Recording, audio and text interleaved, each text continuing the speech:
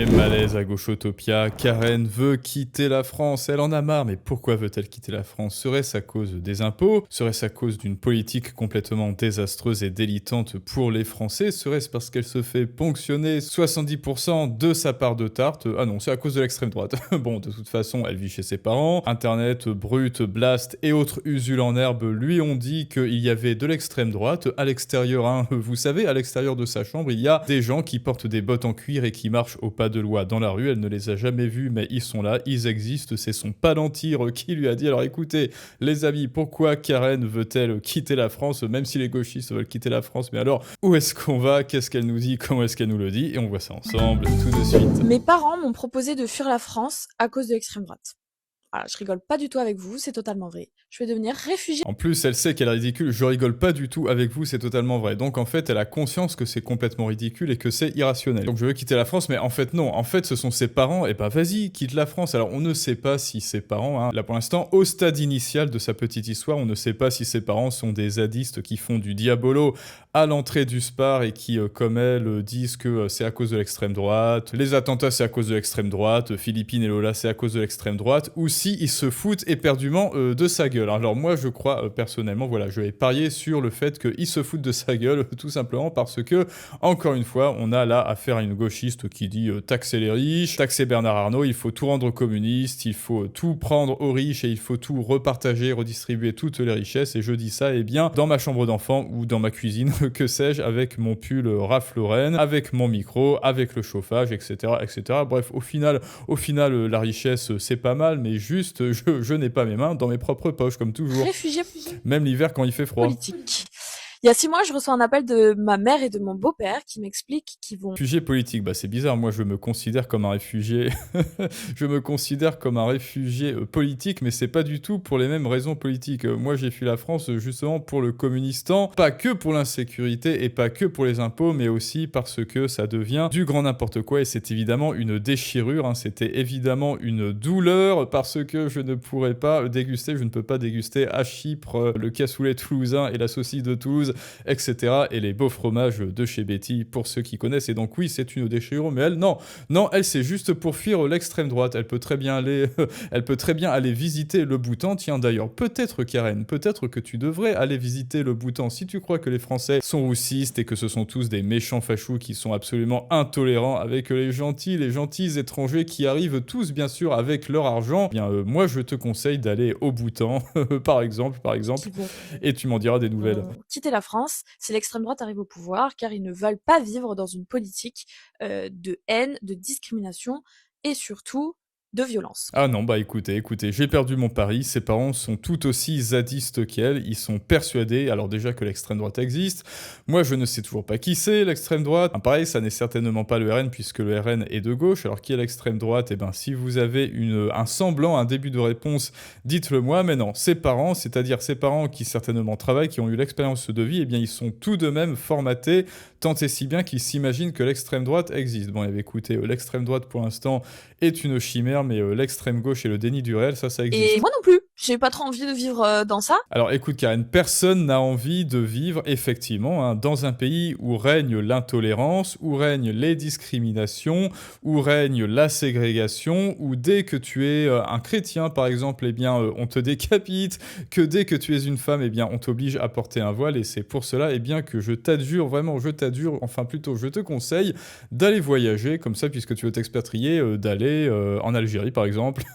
d'aller en Égypte par exemple, d'aller dans ces superbes pays où toutes les chances pour la France sont réunies et où tu pourras enfin voir de tes propres yeux à quel point ils sont absolument, eux, au moins tolérants avec les minorités, avec les homosexuels, avec les femmes, avec les noirs, avec les blancs aussi. Tu verras à quel point l'amour règne dans ces pays-là par rapport à la méchante et intolérable France. Mais au début, je suis un peu outrée parce que j'ai pas Oui, Karen est outrée. l'optique de quitter la France et de l'abandonner à l'extrême droite.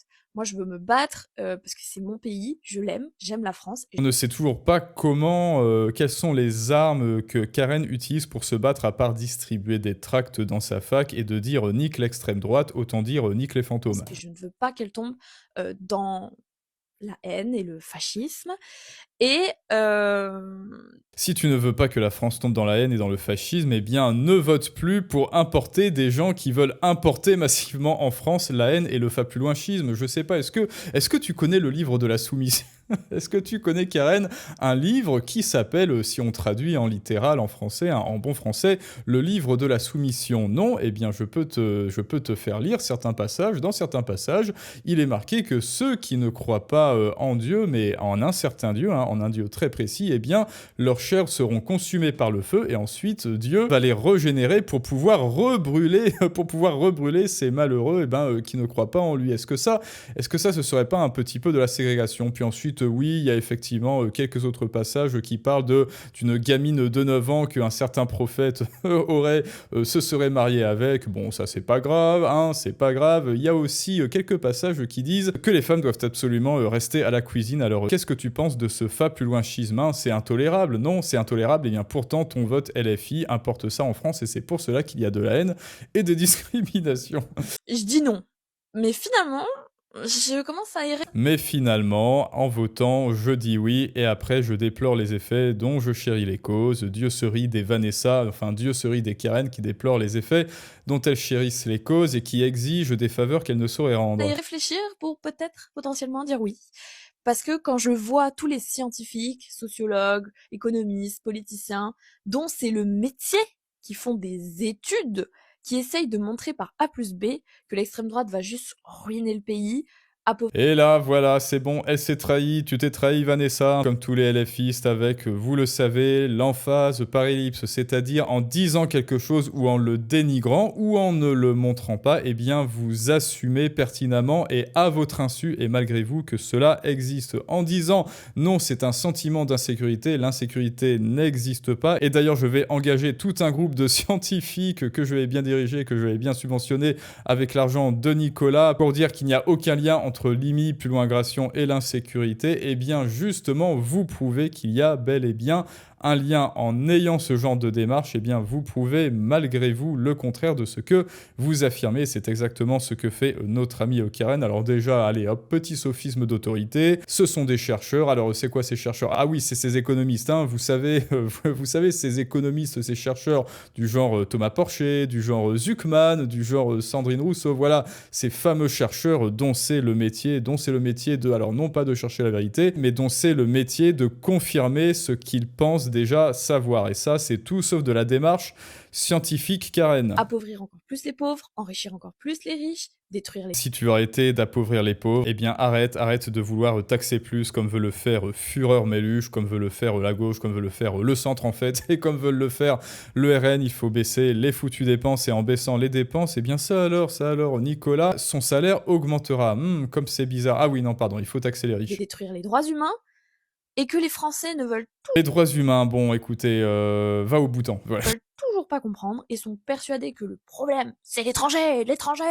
Voilà, ils ne veulent pas comprendre, mais c'est toujours l'autre. Là, bien sûr, on est dans le climax de ce que fait de mieux l'humain, c'est-à-dire le double standard, la double éthique, le double discours et surtout l'hypocrisie. C'est toujours l'autre qui est dans l'erreur, c'est toujours l'autre qui ne veut pas comprendre, c'est toujours l'autre qui ne sait pas et qui ne veut pas se mettre à notre place, c'est toujours l'autre qui est irrationnel et c'est toujours nous, c'est-à-dire syndrome du personnage principal de Karen, c'est-à-dire protagonisation, c'est toujours moi qui suis dans le bien, le bon, le juste, le raisonnable, le rationnel, c'est toujours moi qui me remets en question et ça n'est surtout pas moi. Que dis-je, ça n'est jamais moi qui suis victime de mes biais cognitifs, jamais. C'est toujours l'autre. Là, on est en plein dans le, l'être humain, voilà. Et notamment Karen et les Vanessa qui vont là où leurs jambes les emmènent et qui sont incapables de faire passer leurs perceptions immédiates au tamis de l'examen critique et qui confondent toujours ces mêmes perceptions immédiates avec le réel empirique. Pas comprendre et sont persuadés que le problème... Ils ne veulent pas comprendre, mais Karen a tout compris. C'est l'étranger. Et moi, je vous avoue qu'en fait... Même ça n'est pas l'étranger. Elon Musk est un étranger. Bah écoute, bienvenue Elon Musk. Sauf que c'est pas Elon Musk qui tape à la porte de la France. Je vous avoue qu'en fait, je commence à être fatiguée. Voilà.